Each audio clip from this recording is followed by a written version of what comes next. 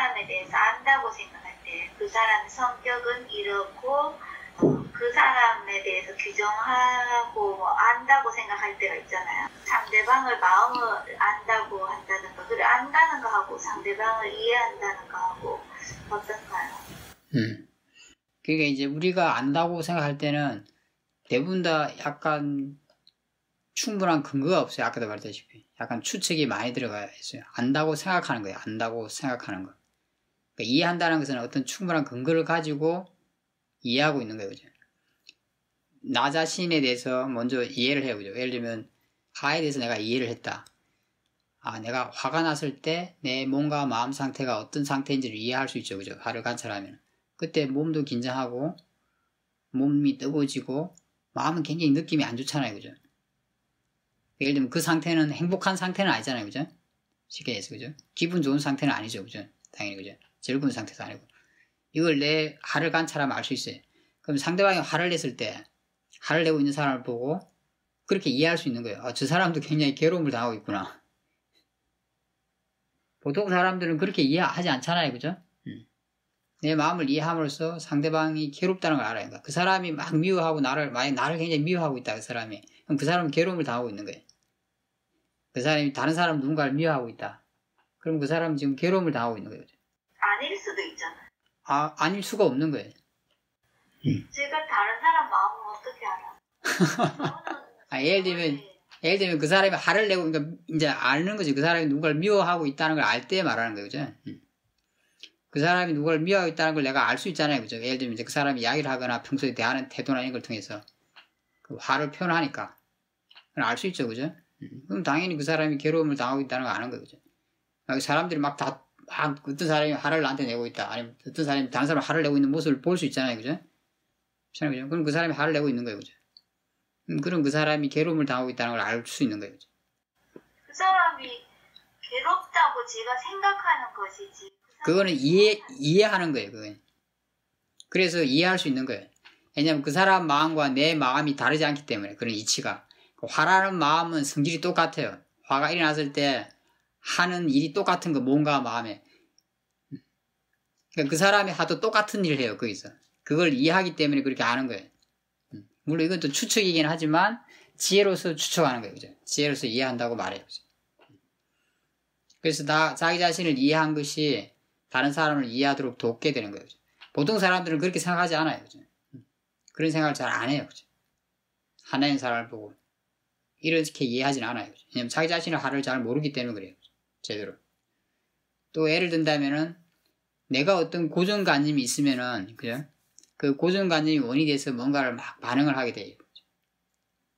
그래서 때로는 좀 독특한 고정관념을 가질 수도 있어요. 예를 들면 내가 어떤 좋지 않은 기억 때문에 옛날에 기억이 있어요. 그죠? 그래서 어떤 상황이 되면 굉장히 많이 놀랄 수도 있어요. 그러니까 보통 사람들은 별로 놀라지 않는 상황인데 당하지 않는 상황인데 그 사람은 그 상황이 되면 굉장히 놀래고 당할 수도 있어요. 그죠? 그래서 사람들은 이해를 잘 못하겠죠. 왜 저 사람이 저렇게 당황을 하지? 저 사람 좀 문제가 있다 이렇게 생각할 수도 있어요. 그죠? 하지만 자기 마음을 잘 아는 사람은 그걸 이해해요. 내가 잘 모르겠지만 저 사람은 뭔가 마음 내부에 저와 관련되어 있는 뭔가가 있다고 이해하게 돼요. 그 본인은 진짜 그 원인을 모를지도 모르겠어. 모를 수도 있어요. 자기 당사자는. 하지만 도리어 그걸 보고 있는 그 사람이, 지혜가 있는 사람이 더 구체적인 원인을 모르지만 더 확신을 가지게 돼요. 뭔가가 있다는 거에서. 왜냐면 그것이 마음이 이치이기 때문에 그런 거죠. 왜냐면 그런 게 다르지 않기 때문에. 우리가 배우는 것이, 나 자신을 관찰해서 배우는 것이 나한테만 있는 게 아니에요. 그죠? 어떤 보편적인 마음의 성질, 몸의 성질을 이해하는 거고, 그것이 작동하는 이치를 이해하는 거죠. 이런 게 나의 개인에 속한 게 아니라는 거죠. 절대. 보편적인 거라는 거죠. 그렇기 때문에 이런 수행법도 계속 내려오는 거죠. 보편적인 거기 때문에. 그리고 이렇게 우리가 같이 이런 걸 공유할 수 있는 것도 이게 보편적인 거기 때문에 그런 거죠. 그런 이해들이. 그래서 그런 것들이 깊어질수록 상대방을 이해할 수 있는 가능성이 훨씬 많이 생기는 거죠. 근데 아까도 했지만 그런 고정관념, 구체적인 이런 것은 다 다를 수 있잖아요. 사람마다. 그죠? 자라오면서 자기가 배우고 이런 게 다를 테니까. 뭔가 배우거나 뭐 고정관념이라는 게 이제 예를 들면은 뭐 교육을 통해서도 생기기도 하고, 가정에서 생기기도 하고, 뭐 친구들 관계에서 생기기도 하고, 그러니까 사회적 관계에서 생기기도 하고, 혹은 자기 개인적 경험, 그죠? 삶에서 경험을 통해서 뭐 이렇게 생기기도 하죠. 좋은 경험, 또 좋지 않은 경험이라 말할 수 있는 여러 가지 경험을 통해서 생기죠, 그죠?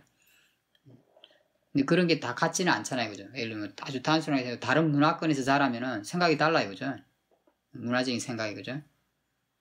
인사법부터 해가지고 다른 많은 게 있는데 그 고정관념이 다 다르죠, 그죠? 사람을 대하는 태도도 그렇고 여러 가지 측면에서 그런 건 다르지만 그 이치는 똑같아요, 그죠? 그래서 이해할 수 있는 거예요, 그런 걸. 일단 이해할 수는 있어요. 근데 구체적으로 뭐가 하는 것은 뭐다라는 것은 이야기를 들어봐야 돼요. 그 사람 이야기를 쭉 들어보면 알 수 있어. 거기에 정보가 있을 테니까, 그죠? 그건 정보가 필요해요. 좀 더 구체적인 이해는. 하지만 일반적인 그런 이해는 할 수 있는 거예요. 왜냐면 그런 게 다르지 않기 때문에 그래요. 모든 사람들이 실제하는 이치는 다 똑같고 실제하는 것은 똑같고 근데 관념적인 내용은 예, 맞아요. 그렇게 말할 수 있어요. 다르다고 말할 수 있어요. 실제로 일어나고 있는 것, 뭔가 마음이 일어나고 있는 그 성질 이런 것 같은 거예요. 그 작용하는 성질이나 이런 거. 그런데 이제 그것이 뭐 작용하는 이치도 같아요. 다 똑같아요. 뭐 원인 결과만 보더라도 원인 결과로 작용하는 건 똑같은 거예요. 아까 제가 고정관념 이야기했는데 고정관념이 원인이고 반응하는 게 결과인 거죠. 근데 고정관념의 내용은 다 다를 수 있어요. 생각해보면 문화적인 차이나 이런 걸 생각해보면 쉽게 알 수 있어요. 다 달라요. 또 같은 문화에 자라더라도 달라요. 그래서 우리가 사람들이 자기와랑 다르게 반응하면 이해를 잘 못하죠, 그죠? 이 상인데 비슷하게 반응하는 경우도 있어요. 사람들이 그냥 비슷한 고정관념을 가지고 있으니까 비슷한 사회 자라면 비슷한 고정관념을 많이 가지고 있게 돼요. 교육을 받고 사회적으로 가지고 있는 상식 이런 게 비슷하니까. 그런데 그렇지 않은 사람들도 있죠, 그죠? 그렇지 않은 사람들은 이제 이해를 잘 못 받아요, 그런 사람들한테. 왜냐면 저 사람은 좀 다른 생각을 하고 있는 거예요. 근데 이런 이치를 이해하는 사람은 그런 걸 이해할 수 있어요. 저 사람은 다른 생각을 하고 있구나. 이해하는 거예요. 그게 사회적으로 옳고 그런 거랑 좀 다른 문제예요, 그죠? 일단 이해를 하고 그게 지금 사회적으로 봤을 때 옳은지 그런지를 생각해 보죠. 근데 웬만한 사람들은 자기 마음의 그런 이치를 모르기 때문에 아예 그런 걸 배척하게 되죠. 이렇게 싫어하게 되고 거부 반응을 보이죠, 그런 사람들이. 왜냐면 자기의 어떤 그가 맞지 않기 때문에 또 이해가 되지 않기 때문에.